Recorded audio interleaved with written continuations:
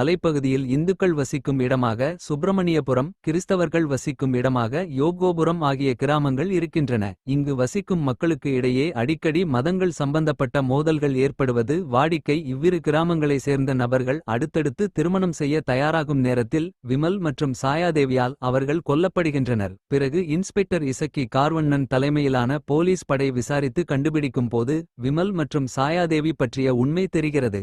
இதனால் அதிர்ச்சியடைந்த போலீசார் அடுத்த கொலையை தடுத்து நிறுத்தினார்களா? விமல், சாயாதேவி யார் என்பது படத்தின் மீதி கதையாகும். கதைக்கும் கேரக்டருக்கும் முக்கியத்துவம் கொடுத்து இயல்பாக நடித்துள்ளார் விமல். சாயாதேவிக்கும் அவருக்குமான காதல் கெமிஸ்ட்ரி நன்கு ஓர்கவுட் ஆகியுள்ளது. ஃபாதர் வேடத்தில் எஸ் பாஸ்கர் அனுபவ நடிப்பை வழங்கியுள்ளார். போலீஸ் அதிகாரி இசக்கி கார்வண்ணன் விறுவிறுப்பாக விசாரணை நடத்தியுள்ளார். சேஷ்விதாவின் நடனமும் நடிப்பும் கவனத்தை ஈர்த்துள்ளது. ஒளிப்பதிவாளர் சுகுமார் வில்லத்தனத்தில் அசத்தியுள்ளார். கான்ஸ்டபிள் காதல் சுகுமாரின் குணச்சித்திரமும் ஆர்ட் டைரக்டர் வீரசமரின் குடிகார பேச்சும் யதார்த்தம். மற்றும் கலையரசன், அருள்தாஸ், ஸ்ரீரஞ்சனி, மனோஜ்குமார், ஆதிரா, விஆர், விமல்ராஜ், மகேந்திரன், கூல் சுரேஷ், ஆறு பாலா, களவாணி கலை ஆகியோரும் நிறைவாக நடித்துள்ளனர். மலை கிராமங்களின் அழகை கண்முன் கொண்டு வந்த சுகுமாரின் ஒளிப்பதிவும் தீபன் சக்கரவர்த்தியின் பின்னணி இசையும் சிறப்பு. மதங்கள் சம்பந்தமான பிரச்சனைகளை சொன்ன இயக்குனர் இசக்கி கார்வண்ணன் பல காட்சிகளில் பிரச்சார பாணியில் பாடம் நடத்தியிருப்பது மனதை நெருடுகிறது.